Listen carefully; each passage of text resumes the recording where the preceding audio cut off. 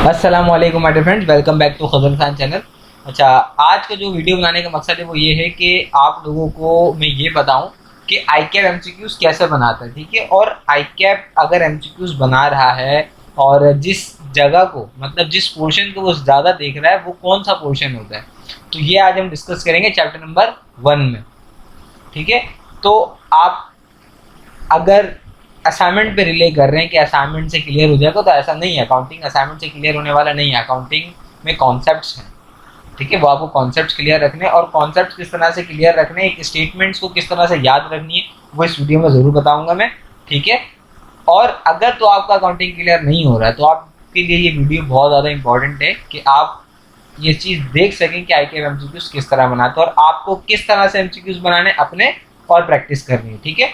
तो वीडियो को लास्ट तक जरूर देखिएगा और अगर आप चैनल पे न्यू हैं तो चैनल को सब्सक्राइब करें और बेल आइकन को प्रेस करें। तो चलते हैं अपने स्क्रीन पर। अस्सलाम वालेकुम। अब हम स्टार्ट कर देंगे चैप्टर नंबर 1 के एमसीक्यूज कि आई कैप एमसीक्यूज कहाँ से पूछता है, ठीक है। तो स्टार्ट करते हैं अपनी वीडियो। अच्छा, पहले एमसीक्यूज आपके जो फ्रंट पेज है ना, यहीं से ही आपके एमसीक्यूज आते हैं 4 से 5, ठीक है, जिसको हम इग्नोर करते हैं। अच्छा, मेजॉरिटी बच्चा जो है चैप्टर नंबर 1, 2, 3 को स्किप करता है, नहीं पढ़ता। उसकी बुक रीडिंग अच्छे से करो। मैक्सिमम एमसीक्यूज थ्योरी के वहीं से आते हैं, ठीक है। अब यहाँ से कितने एमसीक्यूज बन सकते हैं? फॉर एग्जांपल यहाँ पे मैं बोल रहा हूँ कि account book keeping and accounting are two different, but के बाद आई कैप नीचे ऑप्शन दे देगा, बताओ क्या।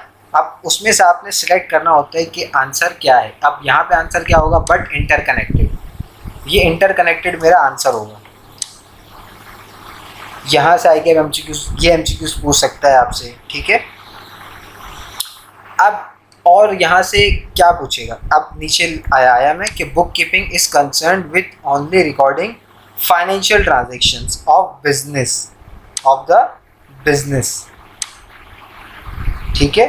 अब यहाँ से आई कैप कैसे एमसीक्यूज पूछेगा ये देखिएगा। आई कैप बोलेगा book keeping is concern with recording all transactions of the business. अब वो ऑल बोल रहा है, ठीक है, या वो आपको इस तरह से कह सकता है कि नॉन फाइनेंशियल ट्रांजेक्शन्स, ठीक है। जैसे कि फॉर एग्जांपल अब वो आपसे कोई से भी ऐसे एमसीक्यूज पूछ सकता है, ठीक है। एग्जांपल के तौर पे, अब मिसाल के तौर पे आपने किसी को चैरिटी करी, ठीक है।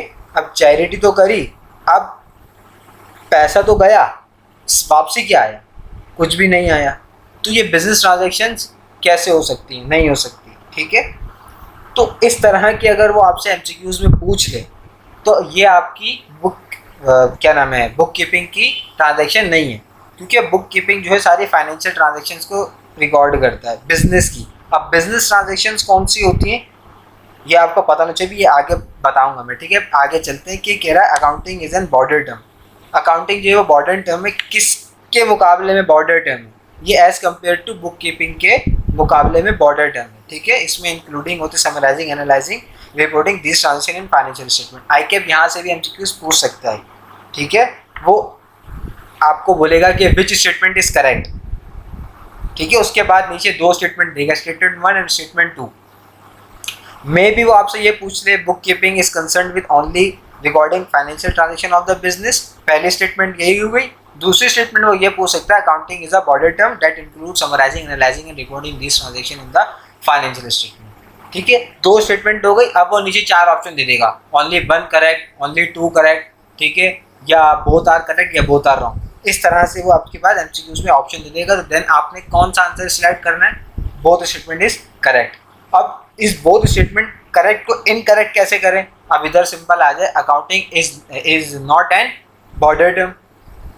उसके बाद ये पूरी आप डेफिनेशन लिख दो, तो ये गलत हो गई। तो ये आपको एक पता चल गया कि हाँ यार कि स्टेटमेंट ये गलत है। ये आप एमसीक्यूज खुद भी बनाओ, खुद बनाओगे तो ज़्यादा अच्छे समझ में आता है। उसके बाद आगे आप बिजनेस ट्रांजेक्शन। अब बिजनेस ट्रांजेक्शन्स क्या होती है? जो कि आपकी इकोनॉमिक इवेंट में इफेक्ट करें, ठीक है। अब जैसे कि फॉर एग्जांपल अब बिजनेस ने किसी पार्टी से कुछ ख़रीदा, ठीक है, सप्लायर से कुछ ख़रीदा। अब उसने ख़रीदा तो बदले में उसने क्या दिया? कैश दिया। उसके पास क्या आया? माल आया। तो ये बिजनेस ट्रांजेक्शन हो गई, ठीक है, जिसमें इकोनॉमिक इवेंट भी प्रोड्यूस हुई है। अब इसमें क्या आएगा? अब वो यहाँ से कैसे एमसीक्यूज पूछेगा? यहाँ से ऐसे पूछ सकता है कि बिजनेस ट्रांजेक्शन वो होती हैं जिसमें दो पार्टियां इन्वॉल्व होती हैं, ठीक है, ये आपकी हो गई बिजनेस ट्रांजेक्शन। आप बोलोगे हाँ ऐसे बिजनेस ट्रांजेक्शन होती है जिसमें दो पार्टियां मिनिमम इन्वॉल्व हो, तो ये बिजनेस ट्रांजेक्शन में आती है। अब बिजनेस ट्रांजेक्शन किस तरह की होती है, ये बात याद रखना, बिजनेस ट्रांजेक्शन उस तरह की होती है जहाँ पे मॉनेटरी इम्पैक्ट है, ठीक है, जहाँ पैसे का लेन देन है। फिर उसके बाद आगे आते हैं, आगे वो आपसे कहाँ से पूछेगा,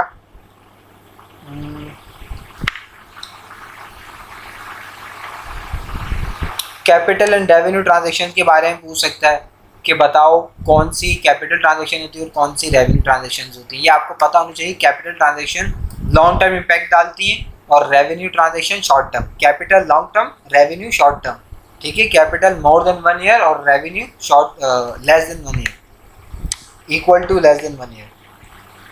अब फाइनेंशियल स्टेटमेंट बनाने की वजह क्या होती है, ठीक है, ये आपको पता होनी चाहिए। उसके बाद यहाँ से कैसे एमसीक्यूज बनेगा, वो पूछेगा कि फाइनेंशियल स्टेटमेंट जो है वो कंसाइज रिपोर्ट होती है based on financial transaction over an accounting period of an entity. ये स्टेटमेंट सीधी आईकैप उठा के आपको दे सकता है, ठीक है, कि बताओ कि फाइनेंशियल स्टेटमेंट जो है वो कंसाइज रिपोर्ट होती है जो कि बेस्ड होती है किस पे, फाइनेंशियल ट्रांजैक्शन के ओवर एन अकाउंटिंग पीरियड, ठीक है, जो भी हम अकाउंटिंग पीरियड में करते हैं एंटिटी के मतलब बिजनेस के। अब यहाँ पे स्टेटमेंट को कैसे आप गलत कर सकते हो, अब यहाँ से आईकैप भी ऐसी गलत करेगा कि पूरी स्टेटमेंट में से एक वर्ड ऐड कर देगा और स्टेटमेंट पूरी गलत रहती है। जैसे कि financial statements are the concise report based on, अब यहाँ पे मैं फाइनेंशियल की जगह पे कोई सिंपल ट्रांजेक्शन लिख दूँ, ठीक है, based on transaction over an accounting period. एक स्टेटमेंट ये लिखी है और एक स्टेटमेंट लिखी हो कि financial statement are the concise report based on financial transaction. तो दोनों में से कौन सी स्टेटमेंट करेक्ट है, जहाँ पे फाइनेंशियल ट्रांजेक्शन लिखी हुई या सिंपल ट्रांजेक्शन लिखी हुई? जहाँ पे फाइनेंशियल ट्रांजेक्शन लिखी हुई, ये एक पूरी प्रॉपर डेफिनेशन है इसकी।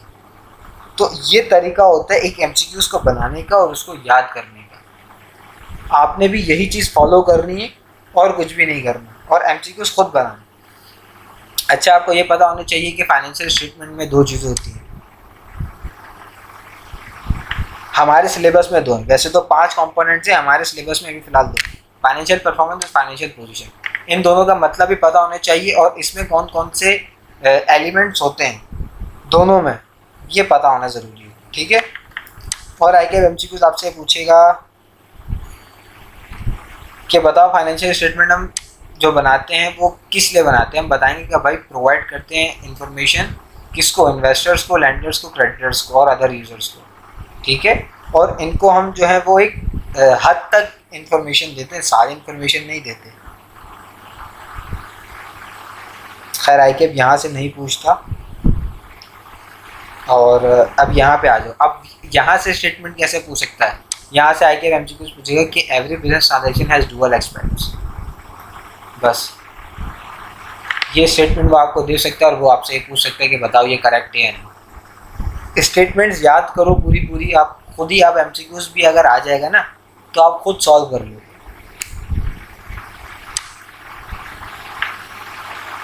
अभी बुक कीपिंग के ऊपर एमसीक्यूज करके आए, यहाँ पे भी वैसे ही पूछेगा। क्या पूछेगा यहाँ पे, कहेगा बुक कीपिंग जो है वो प्रोसेस है किसको रिकॉर्ड करने का, फाइनेंशियल ट्रांजेक्शन को, ठीक है, और कुछ भी नहीं पूछता। उसके बाद आ जाओ कि डबल एंट्री बुक कीपिंग जो है वो रिकॉर्ड क्या करती है, डुअल एस्पेक्ट्स ऑफ ट्रांजेक्शन, ठीक है। फिर ये हो गया, यहाँ से एमसीक्यूज बन गया। अब आईकैप यहाँ से अकाउंटिंग के बारे में एमसीक्यूज पूछेगा कि अकाउंटिंग का process of recording, classifying, summarising, ये भी पूछ सकता है, ठीक है। अब देखो आप ये नहीं बोलो कि यार ये तो इतनी आसान है, ये कैसे पूछ सकता है। आईकैप आसान से आसान और मुश्किल से मुश्किल भी पूछ सकता है। मुश्किल से मुश्किल ऐसे पूछेगा कि हमारे समझ में नहीं है। आईकैप मेजॉरिटी एमसीक्यूज ऐसे पूछता है थर्ड पार्टी के तौर पे, जैसे कि फॉर एग्जांपल अभी इसकी मिसाल ऐसे लो। अब सिंपल मैं आपसे बोलूँ कि जो आपकी जो मम्मा के शौहर हैं वो आपको क्या लगे, आपने बोला मेरे वालिद हैं। अब आईकैप सीधी तरह से आपसे ये सवाल करा, आपने एमसीक्यूज का जवाब दे दिया। अब आई कैब आपसे पूछ रहा है कि आपकी जो फुप्पो हैं उनके जो हस्बैंड हैं, ठीक है, उनके जो साले हैं वो आपकी कौन लगे। तो फिर आप ये रिलेशन बनाते बनाते आप बोलोगे अच्छा ये तो मेरे वालिद साहब की बात हो रही, फिर आप बोलोगे तो मेरे वालिद ही। तो बात एक ही पूछ रहा है आई कैब भी एक ही बात पूछेगा, बस वो थर्ड पार्टी करके पूछता है, कभी कभार डायरेक्ट पूछता है। अच्छा ये याद रखना है, ये पूछ सकता है कि ये सारी डेफिनेशन है जो कि याद करने की है और समझने की है। और ये बात याद रखना, जो हमारे पास अकाउंटिंग होती है वो दो तरह की होती है, ये बात आपको पता होनी चाहिए। फाइनेंशियल अकाउंटिंग और मैनेजरियल अकाउंटिंग, जिसको कॉस्ट अकाउंटिंग भी कहते हैं। ठीक है, अकाउंटिंग साइकिल के बारे में आपको पता होना चाहिए और ट्रांजेक्शन के बारे में पता होना चाहिए। अच्छा, ट्रांजेक्शन के बारे में यहाँ पे कैसे आई के पूछेगा कि वो आपसे पूछेगा कि बताओ कि जो ट्रांजेक्शन है वो होती है जो कि मॉनेटरी इम्पैक्ट क्रिएट करे या जिसका मॉनेटरी इम्पैक्ट हो। तो आप बोलोगे बिल्कुल ऐसा है, तो ये स्टेटमेंट करेक्ट होगा। आप इनकरेक्ट कैसे करोगे कि फाइनेंशियल जो ट्रांजेक्शन होती है वो होती है जो नॉन मॉनेटरी इम्पैक्ट होती है, तो ये स्टेटमेंट गलत होगा क्योंकि नॉन आ गया, क्योंकि ट्रांजेक्शन तो वो होती है जो कि मॉनेटरी इम्पैक्ट क्रिएट करे, सिंपल। अच्छा, बुक कीपिंग। अच्छा ये बात याद रखना, यहाँ से आके कैसे एमसीक्यूज पूछता है, यहाँ से आके ऐसे पूछेगा कि जो बुक ऑफ प्राइम एंट्री, ठीक है, बुक ऑफ प्राइम एंट्री वो ऐसी जगह है जहाँ पे सबसे पहले ट्रांजेक्शन रिकॉर्ड की जाती है। अब यहाँ पे आके कैसे पूछेगा, बोलेगा कि बताओ कौन सी ऐसी जगह है जहाँ पे सबसे पहले ट्रांजेक्शन रिकॉर्ड की जाती है। एक ऑप्शन, फॉर एग्जाम्पल 4 ऑप्शन है, 4 ऑप्शन पे उसने पहले ऑप्शन में रखा कि book of prime entry, second में रखा जर्नल, ठीक है, तीसरे में लेजर रखा, चौथे में ट्रायल बैलेंस रखा। तो अब क्योंकि जर्नल जो है वो बुक ऑफ प्राइम एंट्री में आता है, तो मेजॉरिटी बच्चा क्या करेगा, जर्नल को टिक करके आ जाएगा। तो ऐसा नहीं है, बुक ऑफ प्राइम एंट्री को सिलेक्ट करेंगे क्योंकि बुक ऑफ प्राइम एंट्री में सारी बुक ऑफ प्राइम एंट्री आ जाती हैं जितनी भी हमारे पास हैं, ठीक है। उसके बाद लेजर का पता होना चाहिए आपको कि लेजर क्यों बनाते हैं, ठीक है। यहाँ से आई कैप वैसे इतना पूछता नहीं, लेकिन लेजर के बारे में इंफॉर्मेशन होनी चाहिए कि अगर तो आए तो पता हो, और ट्रायल बैलेंस क्यों बनाते हैं ये पता होना चाहिए, ठीक है। ये अर्थमेटिक एक्यूरेसी होती है डबल एंट्री की, जिसको चेक करता है ट्रायल बैलेंस, वो ये पूछ सकता है आपसे, ये चैप्टर 3 में आएगा, ठीक है। अच्छा, फाइनेंशियल स्टेटमेंट का आ गया। अब वो फाइनेंशियल स्टेटमेंट सब ये भी पूछ सकते हैं कि बताओ वो कौन सी ऐसी क्या नाम है सोर्स डॉक्यूमेंट होता है जहाँ से हम फाइनेंशियल स्टेटमेंट बनाना शुरू करते हैं, तो वो आपको बताना होता है कि वो ट्रायल बैलेंस है, बस, और कुछ भी नहीं पूछेगा यहाँ से। बस ये पता होना चाहिए कि फाइनेंशियल स्टेटमेंट क्यों बनाते हैं और कब बनाते हैं, at the end of the period, ये बात याद रखना। आप बिजनेस ट्रांजेक्शन में ऊपर पढ़ के आए कि बिजनेस ट्रांजेक्शन हमें पता है कि कौन सी होती है। अच्छा, ट्रांजेक्शन कौन सी होती है हमारे पास, जहाँ पे इन्वॉल्विंग 2 पार्टीज हैं, ठीक है, और रेसिप्रोकली इफेक्ट करें और इन्फ्लुएंस करें ईच अदर, एक दूसरे को। अच्छा, बिजनेस ट्रांजेक्शन किसके बीच में होती है, आई कैप ये भी पूछ सकता है कि between business and customer and between business and supplier और other parties, any other parties, ये पता होना चाहिए, ठीक है। उसके बाद ट्रांजेक्शन क्या होती है जो कि मॉनेटरी इम्पैक्ट करे, ठीक है, इज एन फाइनेंशियल ट्रांजेक्शन।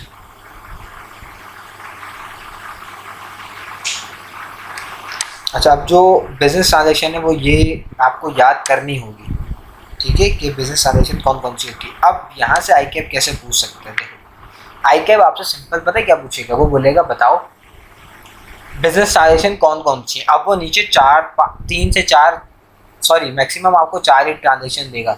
अब पहले में वो कह देगा कि ऑनर ने गाड़ी खरीदी बिजनेस में आने के लिए, क्या ये बिजनेस ट्रांजेक्शन है, आप बोलोगे नहीं भाई, गाड़ी उसने खरीदी है बिजनेस में आने के लिए, ना कि बिजनेस के पैसे से खरीदी है। एक स्टेटमेंट लिखी हो कि बिजनेस ने जो है वो ऑनर के घर का बिल पे किया, तो हाँ आप आपसे पूछेगा कि बिजनेस ट्रांजेक्शन, आप बोलोगे बिल्कुल, क्योंकि पैसा बिजनेस से जा रहा है। अब आ रहा है एक जगह पे कि भाई ऑनर के बच्चे का एक्सीडेंट हो गया, फॉर सपोज ऑनर के बच्चे का एक्सीडेंट हो गया, उसने जो है वो अपने बेटे का इलाज करवाया, क्या है बिजनेस ट्रांजेक्शन, आप बोलोगे नहीं भाई, उसके घर का मसला।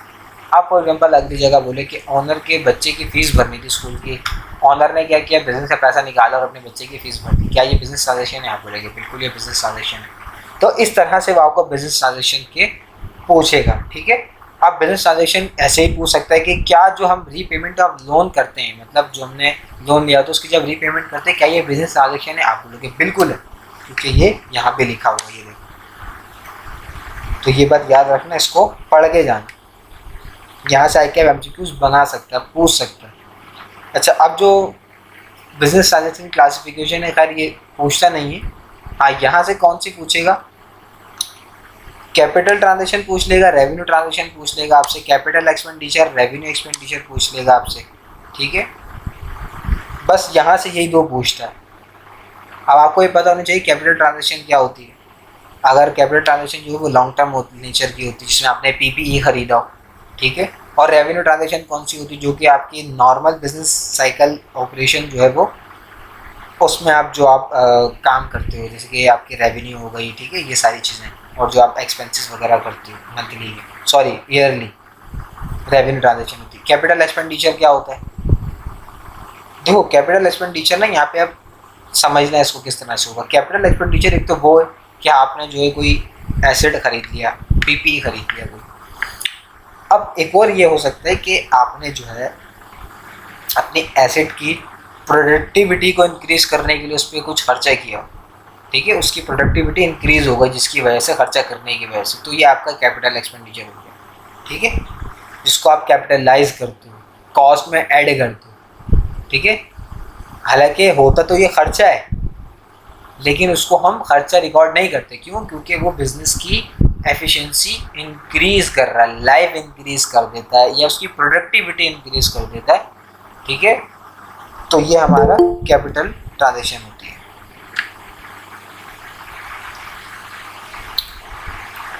अच्छा, कैपिटल रिसिप्ट और रेवेन्यू रिसिप्ट के बारे में भी अगर वो मैक्सिमम इतना पूछता नहीं है, लेकिन शायद फिर भी पूछ ले। यहाँ से कैसे पूछ लिया कि आपने बैंक से लोन लिया है कि ये आपकी रेवेन्यू रिसिप्ट हो गई, ठीक है। मोर देन 1 ईयर ही होता है मैक्सिमम, सॉरी नॉर्मली। और जो रेवेन्यू रिसिप्ट होती है कौन सी होती है? वो आपकी रेवेन्यू होती है, ठीक है, और कॉस्ट ऑफ गुड्स सोल्ड होती है, या इंटरेस्ट रिसीव्ड किया होता है, या आपने इंटरेस्ट पे किया होता है, ठीक है, सॉरी इंटरेस्ट रिसीव किया होता है, पे नहीं किया होता। ये यहाँ से ये पता होना चाहिए, यहाँ से एमसीक्यूज पूछ सकता है, ठीक है, ये पूछ सकता है। देखो, अभी मैंने एमसीक्यूज जो मेरे अपलोड हैं वो देखो, वो भी मैंने तकरीबन सब यहीं से ही बनाए। ये मैं सिर्फ इसलिए एडिशनल बता रहा हूँ कि बच्चे को ये पता हो कि आईक्यू कहाँ से किस तरह से पूछ सकता है। इस तरह की कोई वीडियो थी नहीं, इसलिए मैंने अभी बना रहा हूँ, ठीक है, आप लोगों के लिए हेल्प होगी। अच्छा, ये बात ना, उसके बाद ये सिर्फ एक बार नज़र मार लेना इसके ऊपर। मैं ये नहीं कह रहा इसको याद करो या इसको बैठ के समझने लगो, बस मैं ये कह रहा हूँ उसको समझ लेना, बस। इससे एक आइडिया आ जाता है कि कौन सी कैपिटल ट्रांजैक्शन है या कौन सी रेवेन्यू ट्रांजैक्शन होती है, ठीक है। उसी के बिहाफ पे ही आप अपना अंडरस्टैंडिंग अच्छी कर सकते हैं। अच्छा, अब फाइनेंशियल स्टेटमेंट आ गई। अच्छा, फाइनेंशियल स्टेटमेंट में आने से पहले, क्योंकि फाइनेंशियल स्टेटमेंट तो मैं ऊपर बता चुका हूँ, इससे पहले ना मैं आपको एक कॉन्सेप्ट जो बता रहा हूँ वो बहुत बहुत ज़्यादा इम्पोर्टेंट है। वो क्या है? वो ये है कि बिजनेस एंटिटी कॉन्सेप्ट, ये बहुत ज़्यादा इम्पॉर्टेंट है। कैसे? देखो, अब आपको ना बिजनेस एंटिटी कॉन्सेप्ट आईकैप पूछता है, नॉर्मली एमसीक्यूज आता ही आता है, ठीक है। अब वो आपको बोलेगा कि बताओ कि बिजनेस एंटिटी कॉन्सेप्ट क्या। अब आपको ये पता होना चाहिए कि ओनर और बिजनेस दोनों एक दूसरे से अलग अलग हैं, ठीक है। अब बोलो कैसे अलग अलग है भाई? पैसा तो ओनर लगा रहा है और पैसा भी ओनर ही घर लेके जा रहा है, तो बिजनेस भी ओनर का, ये तो ओनर और बिजनेस कैसे अलग अलग? तो जब बच्चे ज़्यादा कुछ इस तरह के सवाल करते हैं तो सिंपल एक मिसाल ऐसे दिया जाता है कि देखो, अब जो आप बिजनेसमैन है, जो ओनर है उस बिजनेस का, वो खाता है, वो पीता है, उसका जहाँ दिल करता है वो उठ के जाता है, उसके 2 हाथ हैं, 2 पैर हैं, ठीक है, वो बोल सकता है, वो सुन सकता है, इसमें सारी सलाहियतें हैं, ठीक है। अब इसी तरीके से हम बिल्डिंग को देखें, क्या बिल्डिंग खाती पीती है या चलती वलती है? नहीं ना। अब इस जगह पे डिफरेंस दिख रहा है ना आपको कि हाँ यार, ये जो है वो फिजिकल एक्टिविटीज़ कर सकता है, वो नहीं कर सकती, वही की जगह रहेगी। तो सिर्फ ये मिसाल दी जाती है समझाने के लिए कि इस नज़र से दोनों को देखो, तब भी ये दोनों अलग अलग है। और बिजनेस एंटिटी कॉन्सेप्ट भी यही कहता है, बस, ठीक है। अब फाइनेंशियल स्टेटमेंट आपको पता होनी चाहिए कि क्या है। अब इसको मैं डिफाइन करूँगा। देखो, अब ये इसमें हम प्रोवाइड करते हैं स्टेक होल्डर्स को विद नेसेसरी इन्फॉर्मेशन। अच्छा, यहाँ पे आईकेएप कैसे एमसीक्यूज पूछेगा ये बात बहुत ध्यान से देखना। यहाँ से आईकेएप ना आपको फेल करने के लिए सबसे आसान एमसीक्यूज पूछता है कि बताओ फाइनेंशियल स्टेटमेंट जो है वो रिपोर्ट होती है एंटिटी की जो कि प्रोवाइड करती है इंफॉर्मेशन स्टेक होल्डर्स को, सॉरी जो कि प्रोवाइड करती है फुल इंफॉर्मेशन स्टेक होल्डर्स को, ठीक है, या ऑल इंफॉर्मेशन स्टेक होल्डर्स को। तो ये आ गई गलत स्टेटमेंट, क्योंकि सारी इंफॉर्मेशन नहीं दी जाती स्टेक होल्डर्स को, नेसेसरी इंफॉर्मेशन दी जाती है जो कि यहाँ पे लिखा हो। आईकेएप इस चीज़ को ऐसे गलत करके आपसे पूछता है और आप बड़े कॉन्फिडेंटली स्टेटमेंट करेक्ट कर आते हो, जो कि ऐसा नहीं होता। ठीक है, तो ये स्टेटमेंट सिर्फ याद करने का ही तरीका है कि एक जगह पे आप गलत लिखो, एक जगह पे सही लिखो, फिर उसको पढ़ो सही को, फिर गलत को पढ़ो, तो आप खुद ही अपने दिमाग में एमसीक्यूज 2 से आप जो है वो 4 बना लोगे कि यार अच्छा इसको इस तरह से भी आके पूछ सकता है, इस तरह से ही पूछ सकता है। तो आप खुद बनाओगे ना तो ज़्यादा अच्छा रहेगा। ठीक है, अब मैं सिर्फ ये आपको गाइड कर रहा हूँ, एमसीक्यूज आप खुद बनाओगे, मैं सिर्फ इसको गाइड कर रहा हूँ कि देखो आईकेएप यहाँ से पूछता है। एमसीक्यूज अभी भी आप ही बनाओगे, जो मेरे बने हुए उससे हेल्प लो और अपने बनाओ। ठीक है, बिजनेस एंटिटी कॉन्सेप्ट हो गया। अच्छा, बिजनेस एंटिटी कॉन्सेप्ट करने के बाद ना एग्जाम्पल नंबर 2 यार लाजमी कर लेना। ठीक है, इससे आपको जैसे ऊपर मैंने बोला था लाजमी नहीं है कि इसको हिफ्ज करना है, सिर्फ इसको अंडरस्टैंडिंग के लिए करते हैं बस।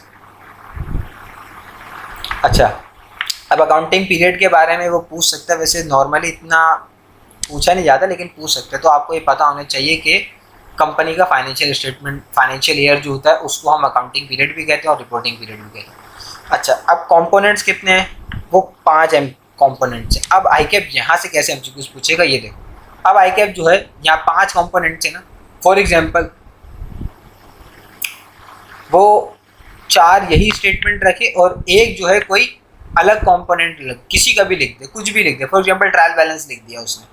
अब उसने बोला कि बताओ कौन सा जो है वो फाइनेंशियल कंपोनेंट नहीं है। अब आपको जब ये 5 कंपोनेंट्स पता होंगे कि फाइनेंशियल स्टेटमेंट के 5 कंपोनेंट कौन से हैं, तो आप जब भी आइडेंटिफाई कर पाओगे कि कौन सा कंपोनेंट नहीं है, तो आप जाके उसको बता दोगे कि भाई ए बी सी या कोई सा भी जो है वो कंपोनेंट नहीं है, वो आप बता दोगे उसको। ठीक है, बस ये करना है। वैसे हमारे लेवल में ना सिर्फ ये 2 हमें बनानी है और उसी को हमने करना है बस, और कुछ भी नहीं है। बाकी सारे कैफ लेवल के हैं, कैफ के और सी पे आपने जाके पढ़ना। कंपोनेंट्स याद रखना कि वो आईकेएप वैसे ही पूछ सकते हैं कि बताओ कौन सा इसमें से कंपोनेंट है। हो सकता है इनमें से कोई एक लिख दे और बाकी 3 ऑप्शन कोई और लिख दे और आपको सही चुनना हो, सही सिलेक्ट करना हो सही। अच्छा, ये बात आपको बहुत ज़्यादा अच्छे से पता होनी चाहिए कि फाइनेंशियल पोजीशन का पर्पस क्या होता है, मतलब वो फाइनेंशियल पोजीशन क्या डिफाइन करती है। ठीक है, तो ये सिंपल अल्फाज में ये बात याद रख लो कि फाइनेंशियल पोजीशन जो है वो कंपनी की फाइनेंशियल पोजीशन बताती है। देखो मैंने क्या कहा, फाइनेंशियल पोजीशन बताती है, और यहाँ भी क्या लिखा है फाइनेंशियल पोजीशन, तो डिफरेंस नहीं है। देखो पोजीशन का तो आपको मतलब पता है कि यार इसकी पोजीशन ये है, पोजीशन का मतलब पता था कि यार आपके हालात ये होता है, नॉर्मल मतलब यही है। अब यहाँ पे भी यही मतलब है। अब फाइनेंशियल, अब ये पता चाहिए कि माली हालात कंपनी के क्या हैं, सिर्फ ये बताता है फाइनेंशियल पोजीशन कि इस वक्त एट अ पॉइंट कंपनी के पास क्या क्या मौजूद है, एसिड में, लायबिलिटी में और इक्विटी में। और ये बताता है फाइनेंशियल पोजीशन, और वो ऐसे पूछेगा कि इस वक्त इसकी कंडीशन ये है, फाइनेंशियल पोजीशन ये बताता है। अच्छा, कॉम्प्रिहेंसिव इनकम क्या बताता है, जो कि हमारा प्रॉफिट और लॉस अकाउंट होता है, वो ये बताता है कि आपने जो भी परफॉर्मेंस करी है पूरे साल में, ये सिर्फ वो बताता है कि आपने कितना पैसा कमाया, कितना खर्चा किया, बस। ठीक है, और कुछ भी नहीं। अच्छा, ये बात पता, एक बात और, अब इसको मैं डिफाइन कर देता हूँ, उसके बाद आगे भी मुझे पता है आईकेएप ने दिया हुआ होगा। फाइनेंशियल पोजीशन में ना 3 एलिमेंट्स होते हैं, एसेट, लायबिलिटी और इक्विटी, जिसको हम ओनर्स कैपिटल कहते हैं। अच्छा, ये बात याद रखना, इसकी जो अमाउंट होती है वो नेक्स्ट अकाउंटिंग पीरियड में ट्रांसफ़र होती है। ये बात याद रखना, आईकेएप एमसीक्यूज पूछता है कि बताओ वो कौन से ऐसे एलिमेंट्स हैं, ठीक है, जिसकी अमाउंट जो है नेक्स्ट अकाउंटिंग पीरियड में ट्रांसफर हो जाती है। तो तो आपको ये पता होना चाहिए कि वो एसेट, लायबिलिटी और इक्विटी है। ठीक है। अच्छा, वो कौन से ऐसे दो एलिमेंट हैं, या ऐसा पूछ सकते हैं वो कौन से एलिमेंट हैं जिसकी closing figure next accounting period में ट्रांसफर नहीं होती। आप बोलोगे एसेट, सॉरी आप बोलोगे एक्सपेंस और इनकम। ठीक है, एक्सपेंस और इनकम की जो है जो क्लोजिंग फिगर होती है वो नेक्स्ट अकाउंटिंग पीरियड में ट्रांसफर नहीं होती। वो कहाँ पे क्लोज हो जाती है? वो हो जाती है कॉम्प्रिहेंसिव इनकम अकाउंट में खत्म हो जाती है। अच्छा, एलिमेंट ऑफ फाइनेंशियल स्टेटमेंट्स ये आपको पता होनी चाहिए। फाइनेंशियल स्टेटमेंट के एलिमेंट्स क्या हैं? 3 आते हैं फाइनेंशियल पोजीशन में, 2 आते हैं कॉम्प्रिहेंसिव इनकम। अब वो 3 कौन से जो फाइनेंशियल पोजीशन में आते हैं? Asset equal to capital plus liability. Accounting equation भी इसको याद भी करना, और अकाउंटिंग इक्वेशन की प्रैक्टिस ज़रूर करना है कि पूछता है।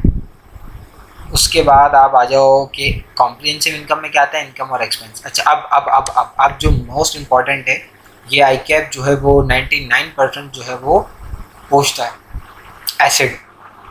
What is acid? अब आपको ये पता होना चाहिए कि एसिड क्या है। ठीक है, एसिड यहाँ पे इसने जो 3 पॉइंट लिखे हैं ये तो आपको पता होने चाहिए। यहीं से पूछेगा और कहीं से भी नहीं पूछता कि ये प्रेजेंट इकोनॉमिक रिसोर्स है। ठीक है, और एसिड वो है जिससे हम फ्यूचर बेनिफिट्स ले सकते हैं। आई के वैसे ही पूछ सकता है। ठीक है, दूसरा कंट्रोल बाय एंटिटी, जो कंट्रोल किसके हो? एंटिटी के हो, ऐसे ही पूछ सकता है। कह रहे as a result of past events, आई कैप ऐसे भी आपसे पूछ सकता है। Asset is something that use as a result of past events, ऐसे भी पूछ सकता है। या ऐसे ही पूछ सकता है acid acid is something that business own and control, ऐसे भी पूछ सकता है। क्या तो आपको ये पता होना चाहिए, हाँ यार ये सारी एसिड्स की ही डेफिनेशन है।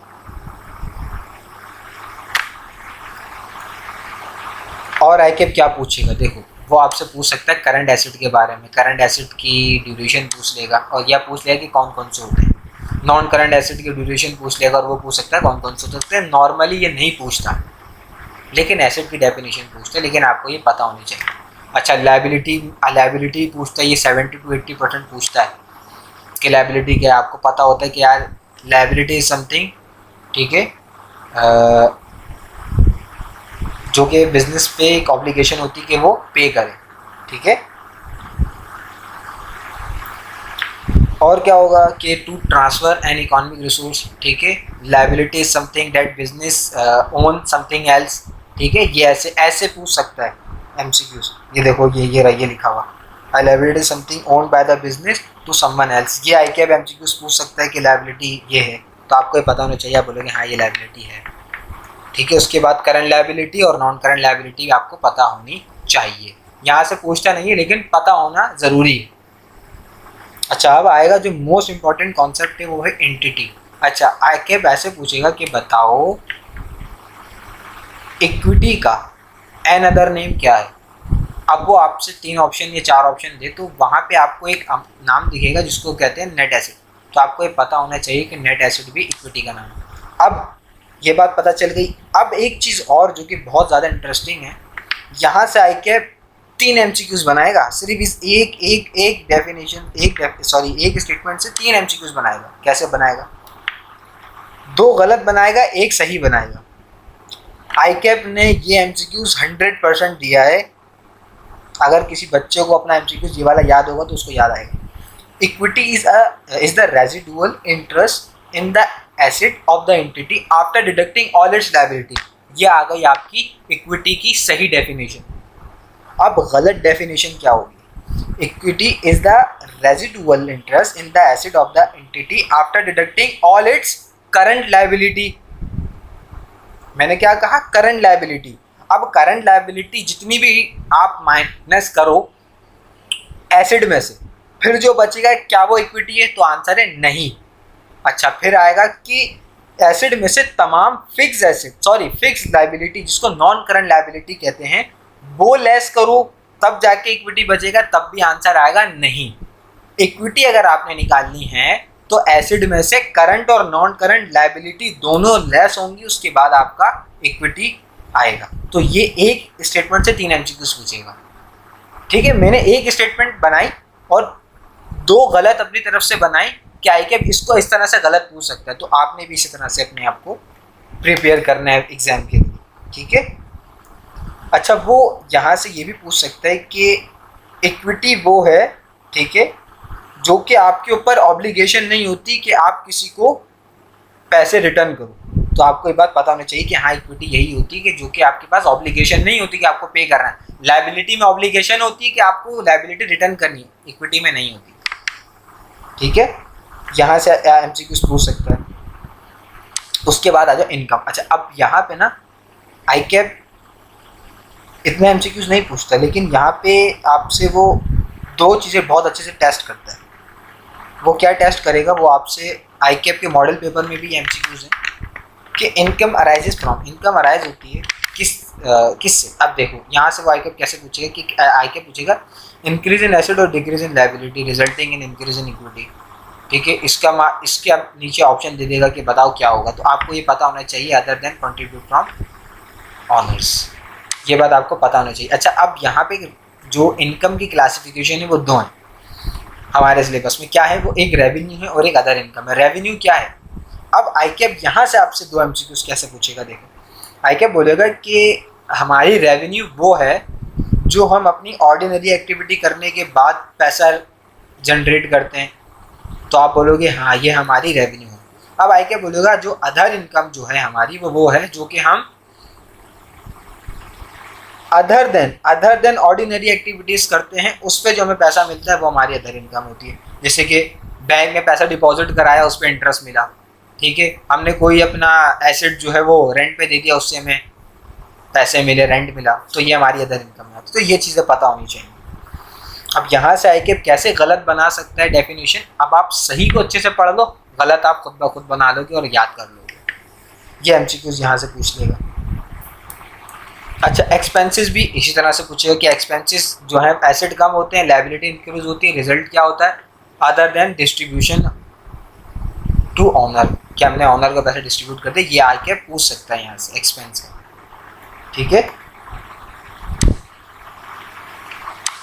यहाँ से ये पूछ सकते हैं कि एक्सपेंस अराइज होती है नॉर्मल कोर्स ऑफ एक्टिविटीज़ का, जो कि हमारे पास जैसे कॉस्ट ऑफ गुड्स सोल्ड है, सैलरीज हैं, रेंट है, ये सारी चीज़ें आई कैप पूछ सकता है, जो कि हमारी ऑपरेशनल कॉस्ट होती है।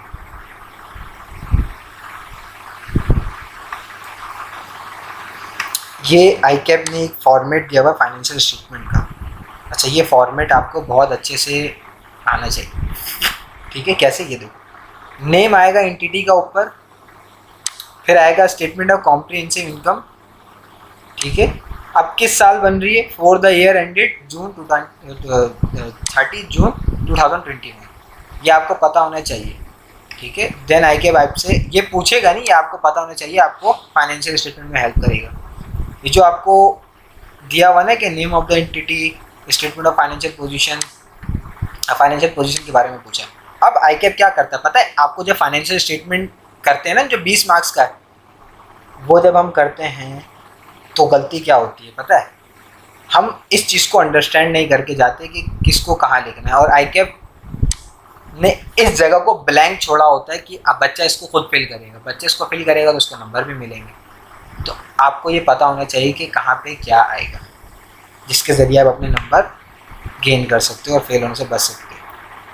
ये फाइनेंशियल स्टेटमेंट है दोनों, ठीक है, इसको आप दोनों ने पढ़ना है।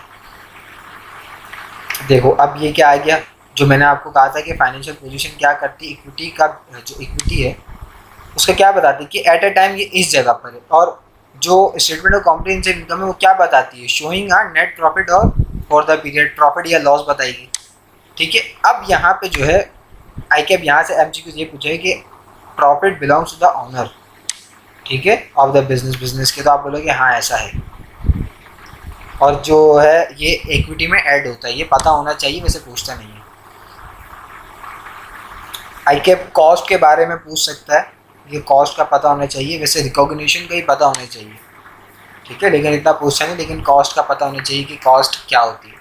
ग्रॉस अमाउंट का भी नहीं पूछता इतना, नेट अमाउंट का भी इतना नहीं पूछता, क्योंकि ये सारी आपकी जो हेल्प होगी ये होगी फाइनेंशियल स्टेटमेंट में। ये सिर्फ अंडरस्टैंडिंग के लिए बताया है कि नेट अमाउंट को किस तरह से कैलकुलेट करते हैं और किसको नेट अमाउंट कहते हैं और ग्रॉस अमाउंट किसको कहते हैं, अब फाइनेंशियल रिपोर्टिंग, अच्छा यहाँ से ICAP पूछता है MCQ, मतलब किस तरह से पूछता है।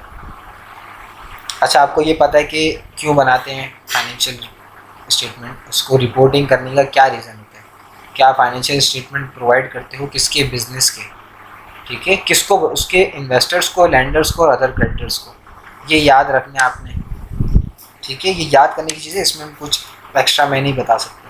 अच्छा अब यहाँ पे जो है ICAP ये पूछ सकता है कि बताओ कौन से ऐसे पर्सन्स हैं। अच्छा पर्सन्स जो हैं हम किसको कहते हैं, सोल ट्रेडर, पार्टनरशिप और कंपनीज को हम पर्सन कह रहे हैं। ICAP ये पूछेगा कि बताओ कौन सा ऐसा पर्सन है जो कि फाइनेंशियल स्टेटमेंट नहीं बनाता, तो आप ये बोलोगे कि भाई वो सोल ट्रेडर और पार्टनरशिप जो कि फाइनेंशियल स्टेटमेंट नहीं बनाते, बट अगर इनको टैक्स पे करना होता है या लोन लेना होता है बैंक से तो ये अपनी फाइनेंशियल स्टेटमेंट बनाते हैं, बस ये चीज़ याद रखनी।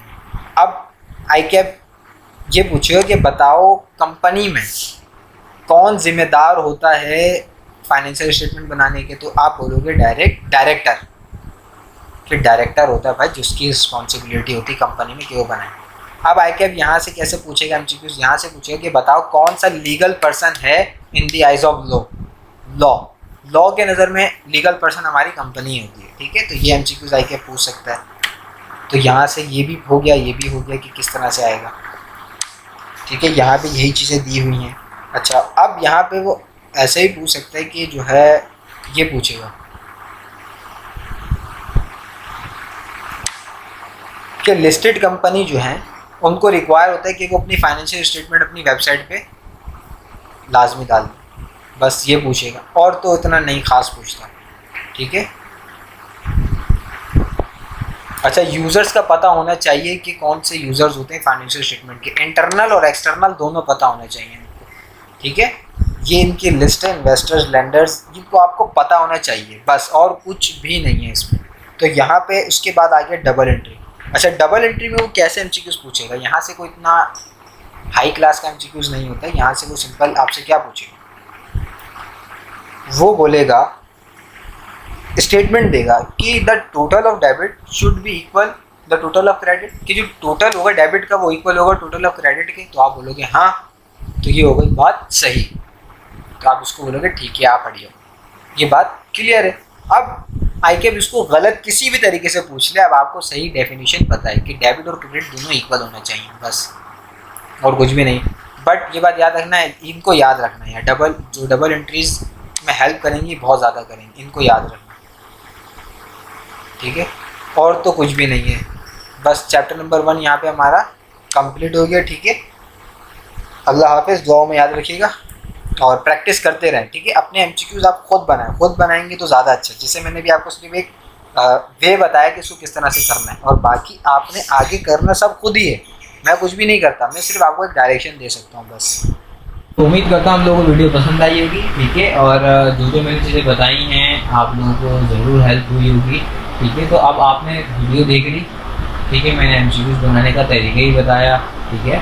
तो अब आपने क्या करना है, आपने अपने खुद के MCQs बनाने, कैसे बनाने हैं, बुक रीडिंग करनी है, आपने बुक खोलें, बुक को सामने रखें, ठीक है, और उसको देख के आप अंडरलाइन करें और अपने पास एक नोटबुक रखें जिसमें आप नोट करते हैं MCQs, उसमें आप अपने MCQs बनाएं और फ़ायदे में रहें। क्योंकि देखें आप असाइनमेंट्स की तरफ जाएंगे ना, तो असाइनमेंट्स में आपको सिर्फ MCQs मिलेंगे, कॉन्सेप्ट नहीं मिलेंगे, ठीक है। कॉन्सेप्ट आप कैसे बनाओगे और कैसे याद रखोगे, आप अपने MCQs बनाओगे, साथ साथ जब आप उसको अपना टेस्ट करोगे, उसके बाद आपकी कॉन्सेप्ट भी क्लियर, बुक भी क्लियर, पेपर भी क्लियर, सिंपल, ठीक है। तो असाइनमेंट्स की तरफ नहीं जाएं, पहले बुक को देखें, बहुत ज़्यादा ज़रूरी है बुक को पढ़ना और बुक को अंडरस्टैंड करना। अच्छा अब जो मेरा मेन मकसद है किन चैप्टर्स के ऊपर वीडियोस बनाने, मेरी है मेन मकसद जो मेरा स्टार्ट के 3 चैप्टर्स जो हैं जिनकी मैं वीडियोस बनाऊंगा,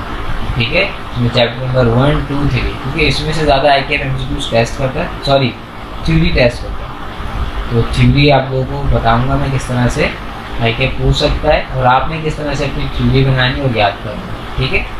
तो बस कोशिश ये करें कि जो मैं बता रहा हूँ उसको आप देखें और खुद पढ़ें और खुद अपने MCQs बनाएं, ठीक है। तो मिलते हैं नेक्स्ट वीडियो में, तब तक के लिए अल्लाह हाफिज़, दुआओं में याद रखिए।